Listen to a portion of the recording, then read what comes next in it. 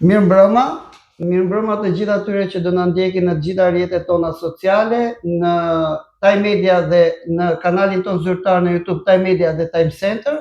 Jemi sot në vazhdimsi të nismës ton Talking by Learning and Learning by Talking me një zonjë shumë të suksesshme në fushën e librit.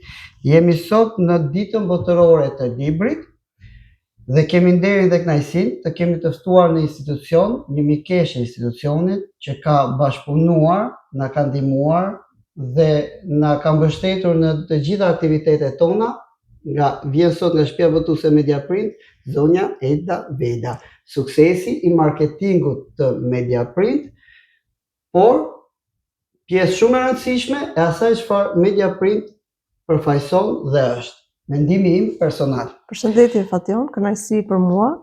Në fakt u bën gati një vit që unë e kisha një ftesë nga ty dhe sot ndoshta në ditën e librit ftesa erdhi më e ngrohtë si vetë dita e librit, sepse libri është ai që na bashkon poezia, arti, piktura, dashuria. Dhe ndihem shumë mirë që ditën e librit të vetëm intervistë që unë pranova ishte intervista me Time Center dhe me ty. Dhe unë ndjehem shumë i vlerësuar. Është shumë kënaqësi që të kemi këtu në Time Center. Paraprakisht unë do të bëj një shpjegim për gjithë ata që do ta ndjekin intervistën se si funksionojnë këto intervista, por përpara se të kaloj ke shpjegimi, ne jemi në ditën e librit, kishim planifikuar që ta nisnim ndryshe intervistën me disa pyetje, por sot mendimi shqiptar, letërsia shqiptare, bota e intelektualizmit shqiptar ka humbur një mendje shumë të madhe, ka humbur të fundin e mojkanëve, siç po diskutonin bashkë. Sot kemi humbur Recep Qosen. Më vjen gjithmonë kur humbin figura të mëdha një shprehje e një prej pedagogëve, gjatorëve të mësimit që e thoshte në Fakultetin e Gjuhë Letërsisë në Universitetin e Tiranës, kur humbim mendje dhe njerëz të tillë, jemi më të mirë. Sot jemi më të mirë. Dua t'i shpreh ngushëllimet më të sinqerta familjes së akademikut Recep Qose dhe të gjithë atyre që e dashurojnë librin dhe mendimin intelektual shqiptar. Sot jemi më të mirë, ai është ndarë nga ne vetëm fizikisht. Pak minuta më përpara, nipi i tij ka zbuluar dhe testamentin e tij, një porosi që ai ka lënë për të mbetur i thjesht deri në fund. Duhet të themi vetëm faleminderit për gjithë veprën dhe për atë që ai la. Ngushëllime gjithë familjarëve dhe do të respektojmë vendimin e tyre. Vendimin e tyre dhe porosinë e tij, duke thënë vetëm ngushëllime. Ngushëllime në fakt për kolosin e fundit të letrave shqipe, do shtoja unë. Mendoj që ai ishte kolosi i fundit. Dhe sot gjithë shqiptaria ndihet më e mirë, por më e pasur me veprën e tij. Jemi më të mirë por jemi më të pasur, sepse siç e thash, është ndarë vetëm fizikisht. Edhe një ngushëllime familjes dhe të gjithë shqiptarëve kudo ku janë. Për të kaluar tek intervista dhe për të bërë një shpjegim se si janë. Këto formula bazohen tek shprehja ajo që shikoj është ajo që unë mësoj. Nuk ka pyetje të shëmtuara, nuk ka pyetje të gabuara, kemi një parim, por ka përgjigje të gabuara. Unë do t'i bëj të gjitha pyetjet, do të bëj avokatin e djallit në të gjitha drejtimet, sepse këto intervista bëhen për të gjithë, përfshirë të gjitha kategoritë e institucionit, nga komuniteti i prindërve, studentëve, nxënësve dhe më radhë. Kështu që për ndonjë pyetje të gabuar, ke të drejtë të mos përgjigjesh. Nuk ka pyetje të gabuara. Të falenderoj që e pranove dhe këtë fakt. Tani unë do të tras Elda sepse bashkë jemi miq. Elda është një zonjë për të admiruar në të gjitha drejtimet. Është modeste, është e zonja dhe do të zbulojmë pas pak të gjithë profilin e saj. Nis me pyetjen e parë. Kush është Elda Veda? Atëre unë jam një vajzë e ardhur nga një provincë e vogël e Shqipërisë tonë, me një origjinë në fakt shumë, do thosha, simëtare. Unë jam përmetare nga të dy prindrit dhe kjo është krenaria ime më e madhe, sepse mendoj që unë vi nga toka e frashëllinjve, ata që realisht me rilindjen e tyre dhe me veprat e tyre na kanë lënë kaq shumë sot. Kam studiuar për ekonomik, duke qenë që letërsia dhe pse ishte pasioni im në vitet që unë kam studiuar, ishte një degme të cilën në thonjza nuk ka e buk dhe i matë shumë vizionar, më drejton dhe më orienton me të drejt ekonomikut. Punoj disa vite si ekonomiste, por asnjëherë nuk e kam dashur. Në një nga bizneset ku kam punuar, aty njofa dhe bashkëshortin tim në një shtypshkronjë dhe pastaj vendosëm bashkë me një mikun e tij të hapim një shtypshkronjë. Do kalojmë si erdhi mendja printi. Si ka qenë fëmijëria jote?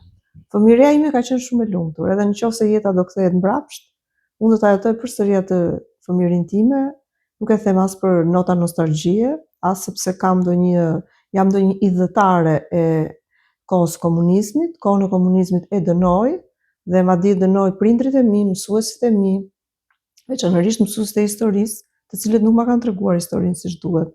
Dhe unë kam një revoltë jashtëzakonshme për këtë gjë, që historia mua nuk më është treguar siç duhet.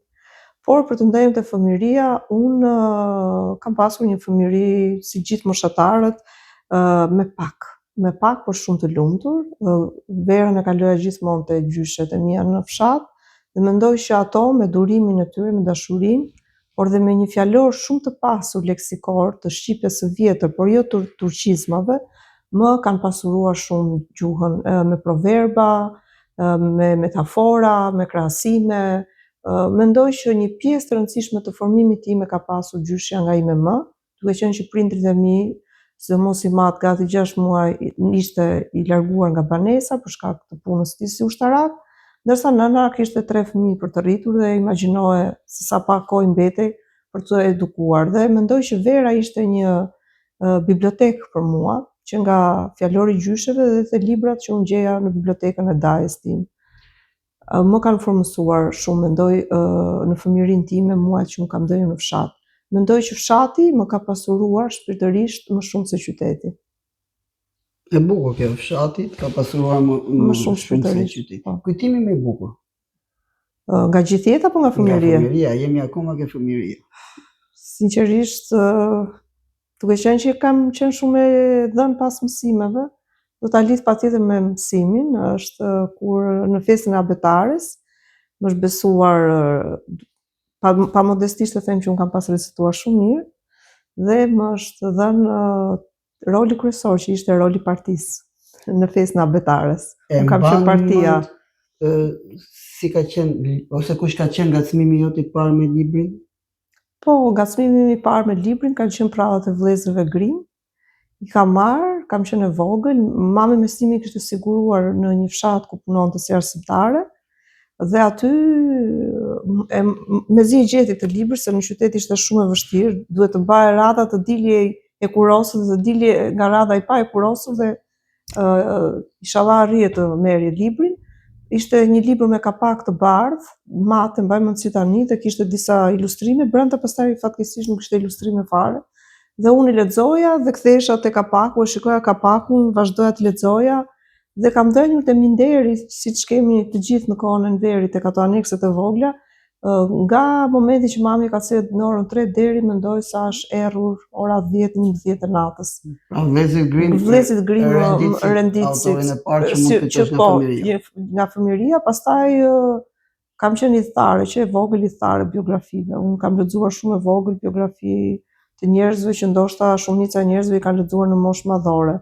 Për shkak të punës tani unë nuk lexoj më biografi, sepse lexoj ato romane që mua më vijnë, por nëse mua do të më lihet të lirë, unë do të lexoja biografi. Mendoj që gjithmonë nga biografitë njerëzit mësojnë. Biografitë janë një linjë shumë interesante që dhe mua më pëlqen shumë. Njëri nga politikanët tonë shumë të njohur ose me ndikim në politikë, Dr. Sali Berisha ka thënë një shprehje për biografitë, që biografitë i kanë rezultuar gjithmonë gënjeshtra. Si kanë rezultuar biografitë?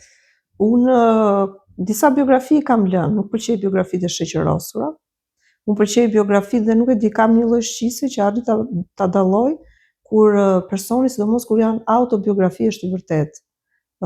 Ndoshta shqisa ime, intuita ime mund të më gaboj, por mendoj që nuk më ka gabuar. 2-3 biografi unë i kam lënë për gjysmë, sepse nuk më pëlqejnë biografitë ku njeriu nuk gjen veten.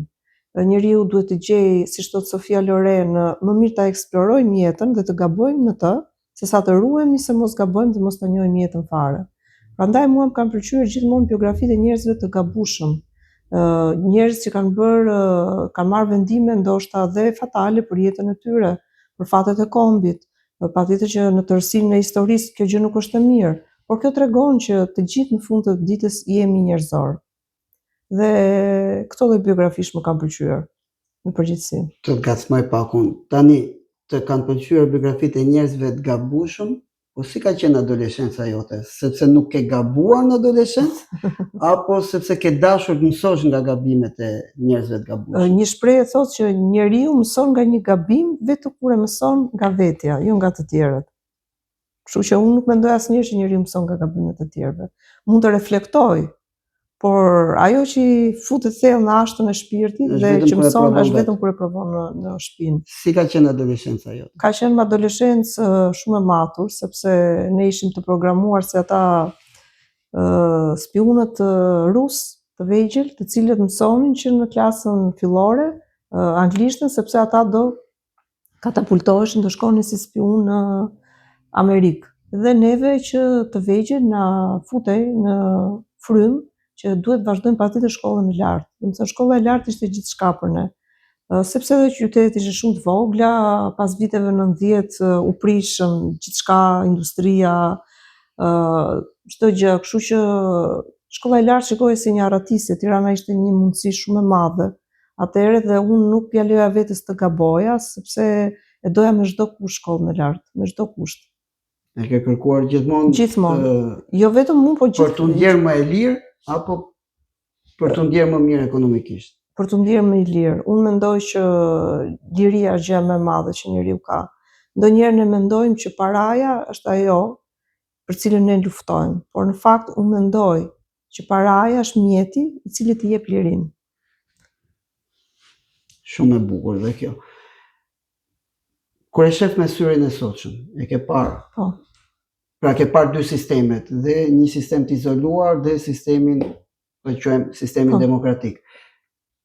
Çfarë pendesash ke nga adoleshenca?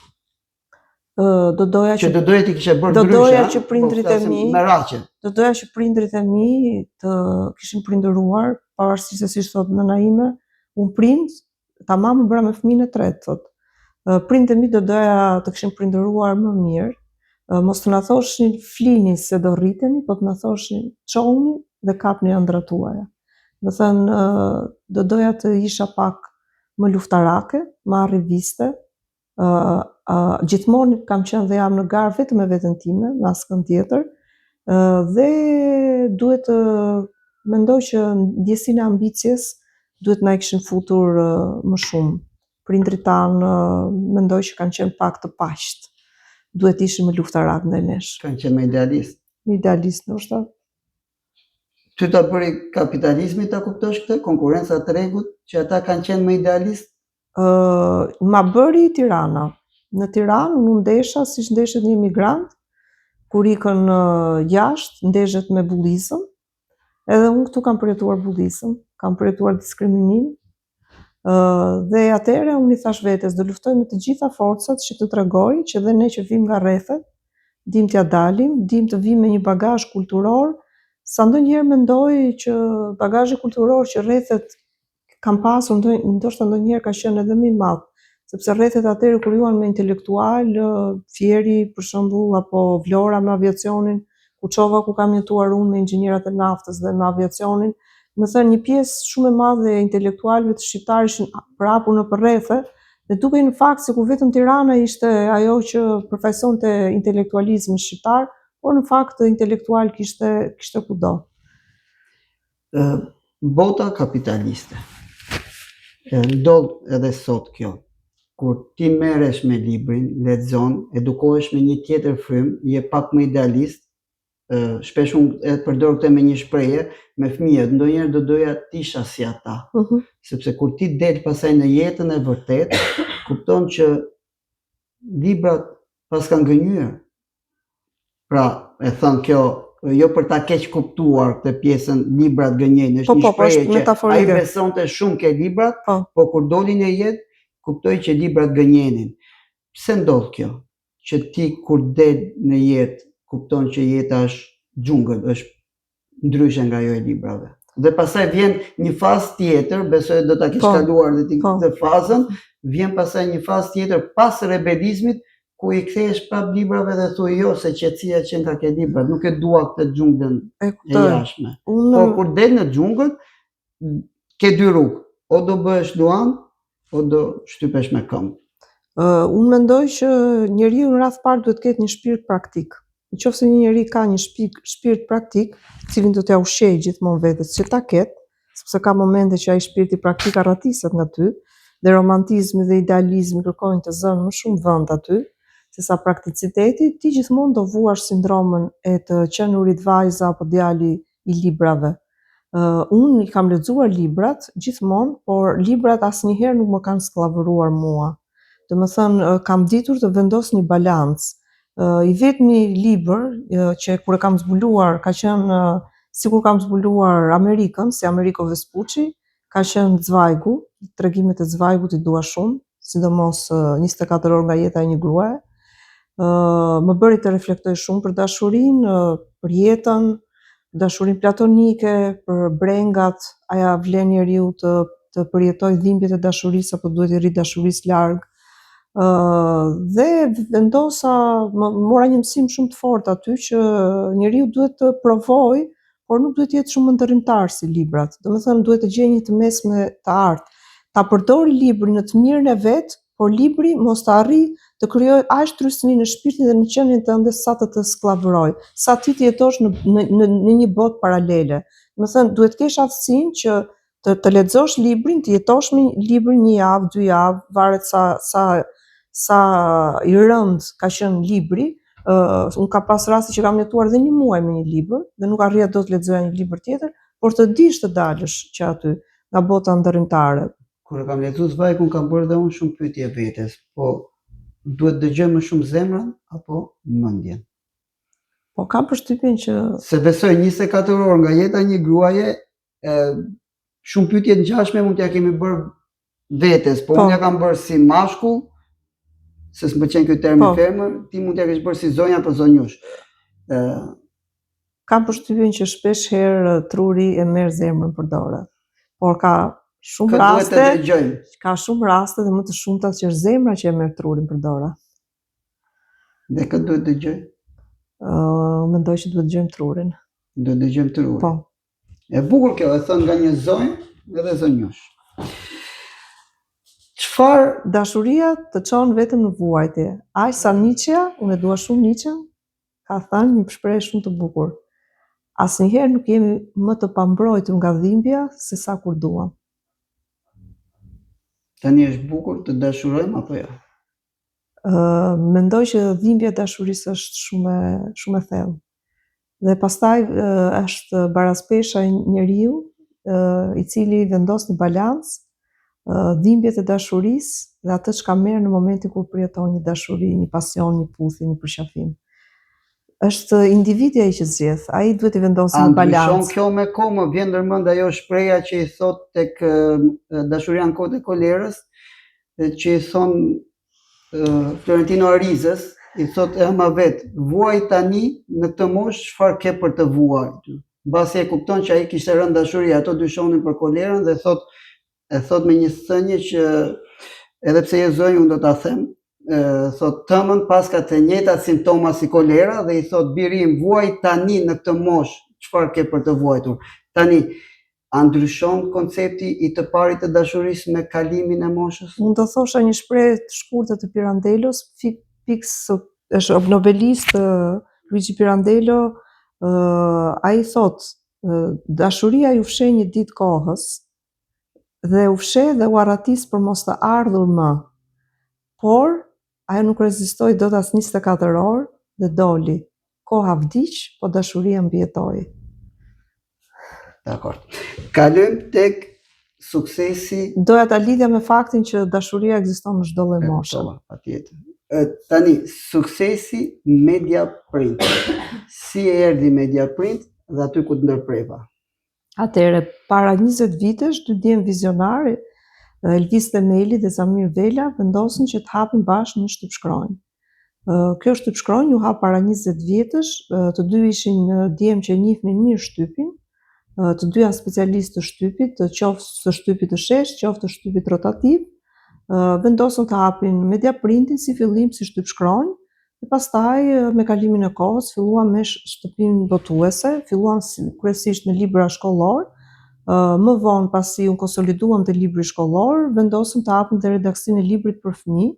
Ne kemi tani tradit gati 18 vjeçare që kemi shumë tituj për fëmijë, prindrit blejnë gjithmonë për fëmijët, ata janë të pakursyer dhe kemi gati një 5-6 vjet që jemi futur edhe librit artistik për të rritur. Pak me vonesë, me thënë të drejtën, në këtë fushë, sepse kërkon impenjim, kërkon shumë kohë, ndërkohë që të mbash si të thuash, tre stade të ndara që janë libri shkollor, libri për fëmijë dhe libri artistik për të rritur është pak e vështirë. Krenaria jo nuk është vetëm shtëpia botuese, por edhe shtypshkronja. Më lejoni pa modestisht të them që ne jemi një ndër 3 shtypshkronjat më të mëdha. Kemi goxha kapacitet investuar, jo vetëm në vlera monetare, por mendoj edhe në makineri të cilat koha i kërkon. Mendoj që botojmë me cilësi, jemi ndër botuesit që botojmë me cilësi për shkak që individët që drejtojnë fabrikën janë njerëz që e njohin shumë mirë shtypin, do të thosha deri në çdo qelizë të saj. Sa vështirë është merresh me librin? Me librin në Shqipëri dhe me librin në tërësi? Është shumë e vështirë, industria në përgjithësi është bërë shumë e vështirë. Sot është shumë e vështirë të gjesh një punëtor i cili pret në thikë, është shumë e vështirë të gjesh një makinist i cili do të drejtojë një makineri, është shumë e vështirë të gjesh një grua e cila do të punojë në sektorin e agregatit ose libërlidhjes që i themi ne. Industria është bërë shumë e vështirë, sepse industria në përgjithësi karakterizohet si diçka e rëndë, dhe rinia shqiptare padyshim që nuk do që të punojë në industri të rëndë, kryesisht zgjedh shërbimin, gjëra pak më të thjeshta, dhe për ne çdo ditë po bëhet më e vështirë. Ajsa tani kemi investuar në një makineri të re dhe mendojmë që punojësit për këtë makineri ti marrim nga jashtë, ndoshta nga India apo nga Pakistani. Është problem që e gjen kudo. Është problem që e gjen kudo. Është problem që po e vuan tregu shqiptar. Po leximi është në krizë dhe pse është në krizë? Dua një mendim edhe si profesioniste, edhe si lexuese, edhe si njeri i thjeshtë. Leximi në tërësi nuk do të thoja që është në krizë, ka një pjesë njerëzish që vazhdojnë të lexojnë. Problemi është që nuk po ka lexues të rinj. Unë shikoj që kur nxjerr një artikull, një roman të ri në Adrion, i blihet menjëherë, e njëjta sasi blihet për çdo roman të ri. Pastaj stopon, shitet 2, 3, 5 mesatarisht çdo muaj. Kjo tregon që lexuesit e vjetër, besnikët, në përgjithësi të leximit, e blejnë librin, e duan dhe e lexojnë. E blejnë dhe e lexojnë. Nuk ka lexues të rinj, domethënë unë nuk shoh nga viti në vit që këto shifra të rriten. Mendoj që ka 2 lloj lexuesh, lexues që lexojnë dhe janë shumë të impenjuar, nënvizojnë, marrin pjesë në klube libri, dhe lexues komercial të cilët thjesht njerëzit kanë kuptuar më në fund, po deri këtu ka arritur kuptimi, nuk po shkon dot më tutje, që të jesh njeri lexuar është diçka e veçantë, është diçka që të bën ty në shoqëri më impaktues, të bën që shoqëria të shikojë me një sy tjetër. Pra njerëzit kanë filluar ta kuptojnë rëndësinë e leximit. Para ca vitesh nuk e kuptonin, e braktisën fare. Mendoj që tani është rikthyer, por çështja është që sa realisht lexojnë, sepse në përpanajire blihet shumë, por nuk e di sa lexohet shumë. Ndërsa lexuesi besnik është ai që lexon gjithmonë, por nuk po rritet, nuk po ka lexues të rinj. Mendoj që libri po kalon sfida të vështira, tani isha edhe në panajirin e librit në Bologna, dhe në përgjithësi u përpoqja edhe aty të flas me përfaqësues të shtëpive botuese të ndryshme, nëse shteti atje subvenciononte diçka, ose nëse se kishte një orë letrare çdo të premte. Unë mendoj që ne mund ta nxisim dëshirën për lexim, edhe me politika shumë të vogla, të cilat nuk kërkojnë zero buxhet. Po, sepse nuk është buxheti gjithçka. Nuk është buxheti, është dëshira, është pasioni. Është dëshira, është pasioni. Është dëshira dhe është pasioni. Sa po e dëmton inteligjenca artificiale? A ke frikë të inteligjencën artificiale? Po, inteligjenca artificiale po e dëmton shumë, jo vetëm librin, por gjithçka, sepse Inteligjenca artificiale, profesore Temruka ka bërë një libër, Trurit e mendja, kur ai shprehet që inteligjenca artificiale duhet të jetë një konglomerat, thot, ose ndryshe një plotësues i mendjes njerëzore dhe nuk duhet kurrësi ta konkurojë atë. Mbaj mend që kur u shpik ChatGPT-ja, shumë persona në atë kohë në Angli shikonin bënin këto testet e patentës dhe në fakt ChatGPT-ja u zgjodh në atë moment që ata të testonin veten sa mirë i kishin mësuar përgjigjet e pyetjeve që do bënin në provimin e patentës. Ndërkohë që ata çfarë bën?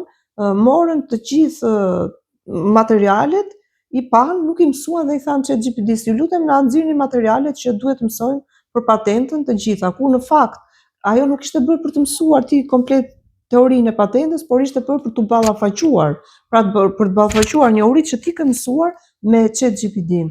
A mund të jemi Harari e thot shumë bukur, domethënë budalliku njerëzor, a mund të shkoj deri në atë nivele sa ta dim që kjo gjë ne na shkatëron, tenton të na shkatërrojë dhe ne të vazhdojmë ta zhvillojmë?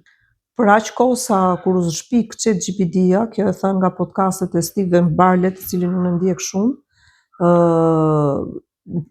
nuk u morën në konsiderat grupet e interesit që ishin neuroshkencëtarët, neurologët, as kur u hap Instagrami, Facebooku, Twitteri, aq më tepër ChatGPT-ja, duhet ishin marrë disa njerëz dhe duhet, si thua, të ishin ulur në një tryezë grupet e interesit dhe të shikonin të mirat dhe benefitet që këto do të sillnin, sepse në fakt kur u hap Instagrami dhe Facebooku, ne menduam që ai do na afronte më shumë me njerëzit, po teorikisht ai na ka larguar më shumë.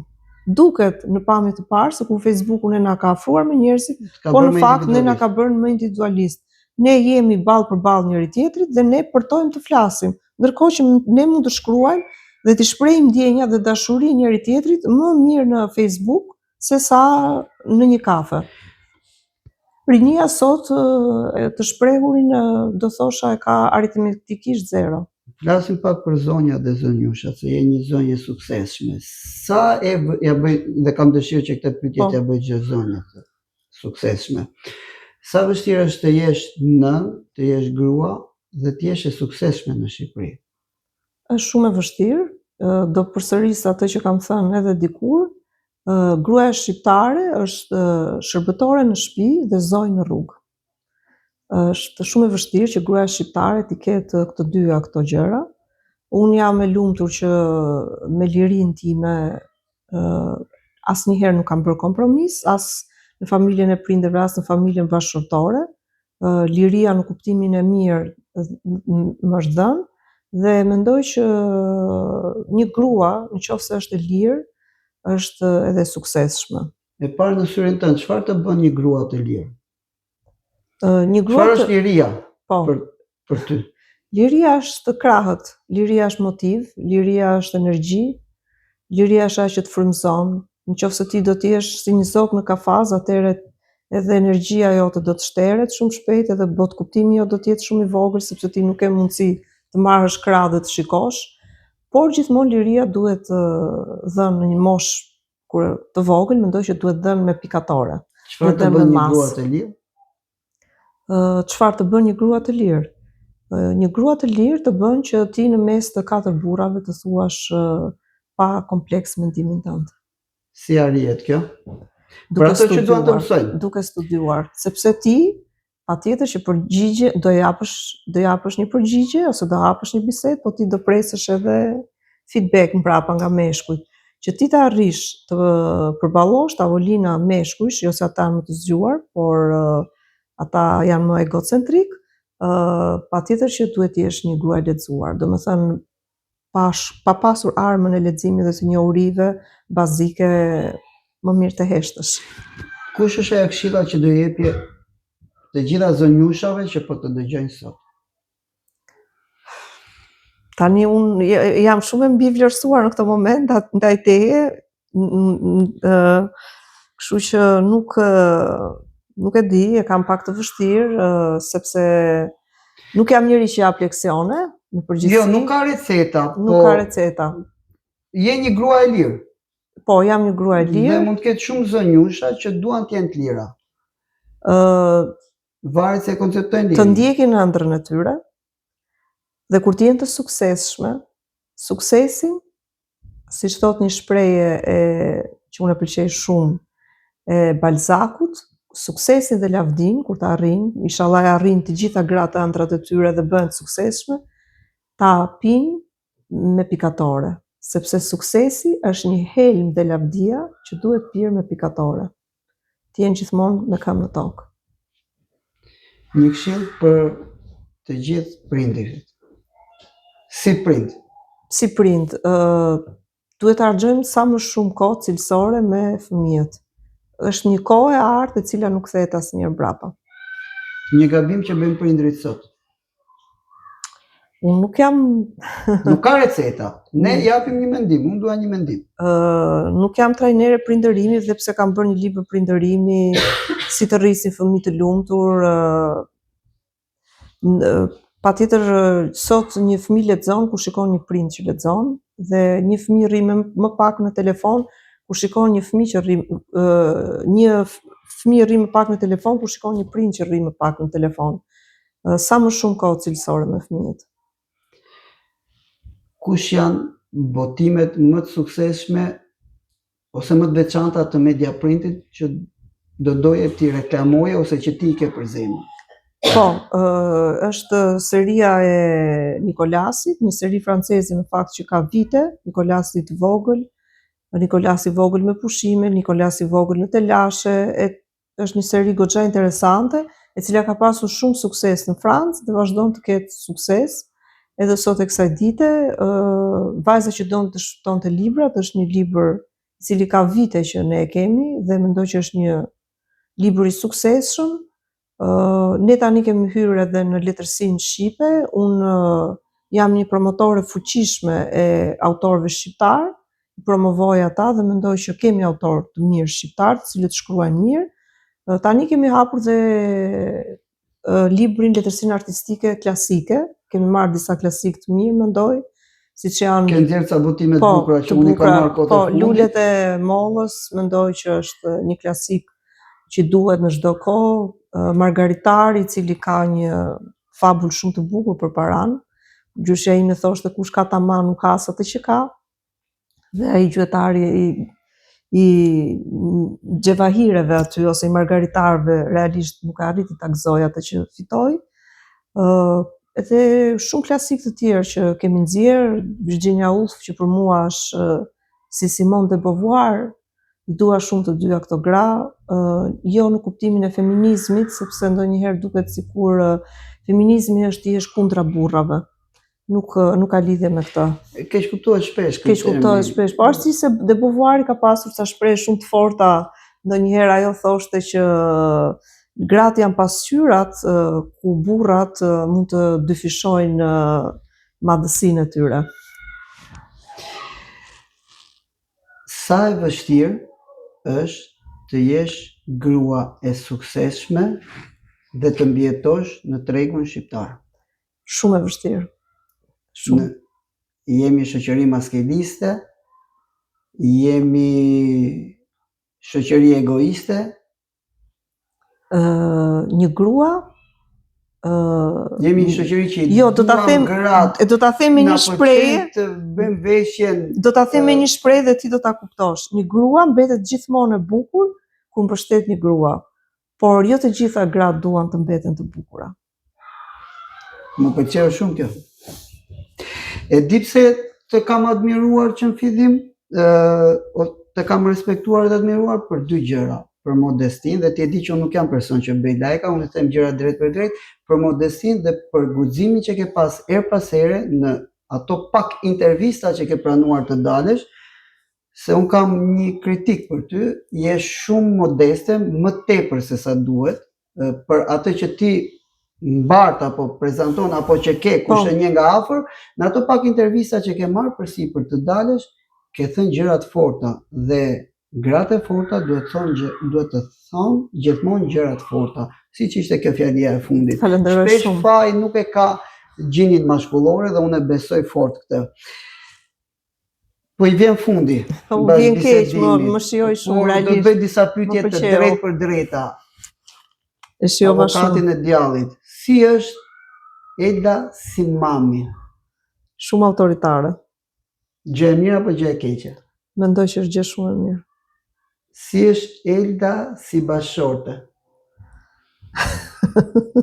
Kërkuese. Gjithmonë. Shumë kërkuese. Si është Elda si drejtuese? Si kolege, si organizatore? Mendoj që jam diçka në mes.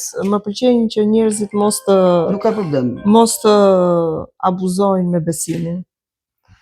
Qofse krijon një klimë, është një shprehje shumë e bukur e marrë nga një libër që thotë që një biznes i cili është gjithmonë njerëzor, është gjithmonë i suksesshëm. Dhe unë mendoj ngritja e një fryme njerëzore e bën biznesin e suksesshëm. Mendoj që jam njerëzore. Mendon që je njerëzore. Gjëja më e bukur që duhet të ketë Unë shiko. A është vetëm një drejtues? Shiko, e di çfarë jam unë tamam, duke qenë që nuk kam lindur në një pozicion drejtuese marketingu dhe koordinatore botimesh, unë kam ardhur, jam produkt i disa punëve që unë kam bërë, kryesisht me gra, drejtuese gra. Dhe unë përpiqem që të mos bëj te kolegët e mi ato gjëra që mu nuk do donin të më bënin drejtuesit. Domethënë kam marrë esencën e tyre dhe kam përzgjedhur, kam filtruar dhe kam krijuar një tharm, mendoj të mirë. Në qoftë se ti e bën një punonjës ta ndjej kompaninë si me pas të vetëm, ai do të punojë deri ditën e fundit shumë fort për A ty. ngelin vetëm drejtuesit? Si? A janë vetëm drejtuesit? A janë vetëm? Jo, asnjëherë unë s'jam vetëm, unë jam në ekip. Çdo sukses ja dedikoj një ekipi. Asnjëherë, absolutisht. Është më mirë të duan apo të kenë frikë? Diçka shiko, ka diçka kur të gjithë të duan, ka diçka që s'shkon. Nuk do doja dhe të më donin të gjithë. Nietzsche, se të pëlqente Nietzsche, Shumë. ka një shprehje, luftën më të madhe njeriu e ka me veten e tij. Po. Edhe mund ta rrëfesh dhe mund mos ta Po. rrëfesh, gjithë kemi pas Po. luftrat tona me Patjetër. veten tonë. Kush është lufta më e madhe që njeh vetes me vetveten? Unë jam gjithmonë në garë me veten time. Fiton vetja apo ti? Era herës. Hera herës. A u kënaqe sot? Shumë. Ishte shumë e bukur, e shijova shumë, faleminderit. Me aq sa na ke parë, me aq sa na ke ndjekur, me aq sa na pe. Një mendim për Time Center. Kisha parë dhe kisha ndjerë që kishte një frymë shumë pozitive. Unë e ndjej shumë shpejt energjinë pozitive që marr nga njerëzit. Më ngjitet dhe të njëjtën frymë gjeta edhe te ambientet tuaja. Ishin ambiente shumë bashkohore, plot dritë. Për te reklamës nuk e prisja që të gjeja një ambient të tillë, mendova diçka më të vogël, më modeste. Ishte vërtet një investim, do thoja, i standardeve europiane. Ju përgëzoj për punën që bëni, për pasionin dhe mbi të gjitha për dritën e diturisë që doni t'i shpërndani këtyre fëmijëve. E kam ndjerë, ju ndjek që përveç se vetë jeni një euritit, do thoja, i historisë dhe këtu përbashkohemi bashkë. Nuk bi dakord fare, po gjithsesi faleminderit. Unë do isha në një jetë të dytë, do isha një mësuese historie. Shoh që librin kërkon të ja mbash gjithmonë pranë fëmijëve, fton botues, fton shkrimtar. Domethënë nuk është thjesht një qendër after school, pas shkollore, ku thjesht bëhen ato detyra dhe pastaj o burra me vrap të hipim në fugon dhe të ikim në shtëpi. Më vjen mirë që këtu nxënësit me atë pasionin që unë kam ndjerë, mendoj që Time Center nuk është thjesht një after school, por është shtëpia e dytë e çdo fëmie. Të falenderoj shumë. Një mesazh për gjithë ata që na ndoqën sot. Dhe projekti më i fundit ose surpriza më e fundit që mund të kemi nga Mediaprint. Nëse mund ta zbulojmë. Po, unë kam në plan të bëj kam në dorë një libër të një nga poetëve të cilët në kohën e komunizmit janë vrarë për shkak të poezive të tyre. E kisha si mision që ta sillja veprën e këtij poeti.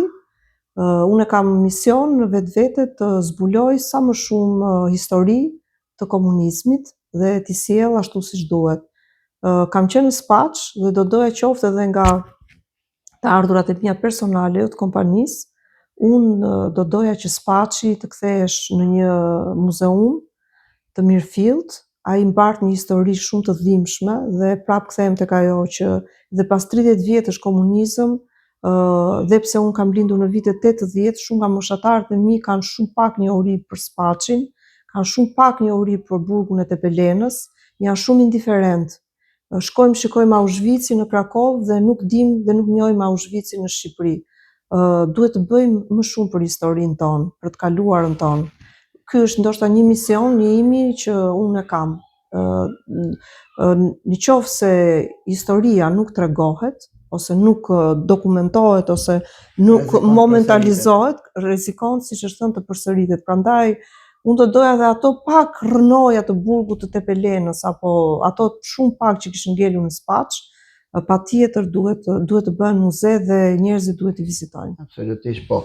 Dhe të gjitha krimet që janë bërë këtij vendi nga sistemet e ndryshme, jo vetëm nga ai sistem që kaluam.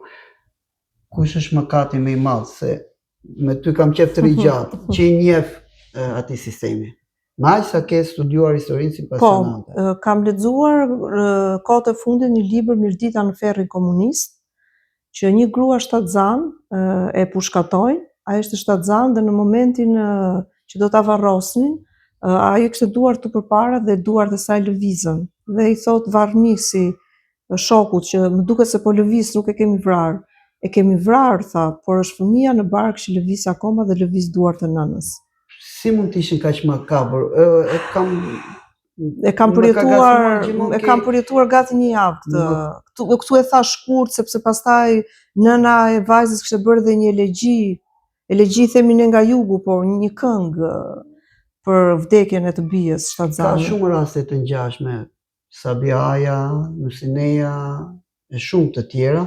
Marje Tuci, më ka gasmuar gjithmonë kjo pyetja. Pse kaq akmarrës ndaj femrave? Ndoshta kur ti je njeriu i pushtetshëm, Zeusi, në rastin e Sabias ishte Zeusi, ishte zoti i Olimpit. Pse kaq mlef ndaj një femre? Ndoshta bukuria, inteligjenca që shtohet bukurisë të shton më shumë dëshirën për t'i pushtuar? Mbase është dhe kjo, por mendoj që të gjithë udhëheqësit, qoftë nga Hitleri, Stalini, Ceausescu, unë mendoj që nëse një psikoanalist do bëjë një psikoanalizë të tyre, ata kanë pasur shumë të fortë ndjenjën e paranojës. Stalinin i kam lexuar çdo biografi, edhe të dashurave të tij, edhe të shokëve të tij, gjante jashtëmase me Enveri në paranoja. Kishte shumë paranoja. Po pse paranoja më e madhe të tillë njerëzve i vjen nga seksi kundërt? Jo, nuk mendoj që gjithmonë vjen nga seksi kundërt. Në përgjithësi, më duket sikur janë treguar më me mlef me seksin e kundërt. Jo, ata më shumë kanë vrarë bashkëpunëtorët e tyre. Trockin, për shembull, ai Arratisi, Stalini që kishte shokun më të afërt. Ceausescu po ashtu, Enveri vrau deri te Bari Omarin që kishte sëmundje, neuroz. Mendoj që Freudi dhe Kanti bashk mund të Spinoza mund të bëhen shumë filozofë dhe shumë neuroshkencëtar bashk. Mendoj që kanë një potencial të madh studimi, edhe Hitleri gjithashtu. Me një mikeshën time, edhe ajo botuese gjithsesi para disa kohësh, po bëja një bisedë dhe i thash një shprehje. Lexuesit, që faktikisht e kam të uazuar dhe nga shpjegimet e Kadares, një lexues i mirë kur bëhet drejtues, pra ka në dorë fatet e vendit, rrezikon të bëhet në dy gjëra, ose kthehet në diktator, ose bëhet liberator i madh dhe do ta bëj vendin, do t'i bëj të tjerët në nivelin e tij ose më lart se ai, sepse nuk kënaqet, nuk merr kënaqësinë shpirtërore. Po. Unë dua t'i bëj liberator. Ti do t'i bësh një liberator. Unë dua mundësisht të më vinë dhe të më japin idera, të më thonë kam të ide ta bëjmë kështu, ta zhvillojmë kështu, ta gjejmë kështu, sepse mendoj që Po politikanët tanë lexues që drejtojnë, unë mendoj që mendon se kthehen diktator? kemi shumë pak politikanë që lexojnë realisht, për mos të them shumica nuk lexojnë fare. Pa dashur të futen politikë. Jo, s'kemi lidhje me politikën. Nuk lexojnë. Çdo gjë që ne themi këtu, se unë këtë e them në çdo fillim të çdo interviste, por është e shpjeguar edhe në description e playlistave të intervistave, jo domosdoshmërisht çdo gjë që thuhet tu është vetëm mendim personal, nuk shpreh mendimin e institucionit apo linjën editoriale apo të kurrikulave të institucionit. Qëndrojmë dhe pak ke historia disa pyetje të shpejta. Unë do të them emrin, ti do m'japësh një mendimin e parë që të vjen në mendje. Po. Ahmet Zogu. Krijuesi i shtetit të parë shqiptar. Enver Hoxha. Diktatori dhe paranojaku më i madh i Europës. Fatos Nano. Politikan papioni. Sali Berisha. Njeriu politikani më i lexuar, por nuk jo në gjithçka në politikë pastaj arriti të shprehë ato çka lexoj, por është politikani më i lexuar. Politikani më i lexuar. Më tregon vjerë një shoqës time që kur ai shkonte në Paris, të gjithë vraponin të blinin copa, ora, bizhuteri për të afërmit të tyre në Shqipëri, se Shqipëria ka qenë shumë e varfër, ti e mban mend. Sali Berisha, zoti Berisha blinte vetëm libra. Edi Rama? Nuk kam koment. Nuk kemi koment. Të falenderoj shumë. Faleminderit, që ishe në Time Center. Dua të të falenderoj për gjitha bashkëpunimet që ke bërë me ne, që do vazhdosh të bësh se je e shtëpisë. Faleminderit juve për mirëpritjen, ishte një intervistë që më shijoi shumë. Faleminderit të gjithëve që na ndoqët. Ju rikujtoj edhe një herë, të gjitha këto intervista mund t'i gjeni në të gjitha rrjetet tona sociale, mund t'i gjeni në bibliotekën tonë virtuale, në kanalin zyrtar të Time Center dhe Time Media Print Podcast në YouTube dhe në të gjitha rrjetet sociale. Faleminderit, gëzuar ditën e librit dhe lexoni, do na bëjë një shoqëri më të mirë. Të mësosh kur nuk është vonë. Natën e mirë.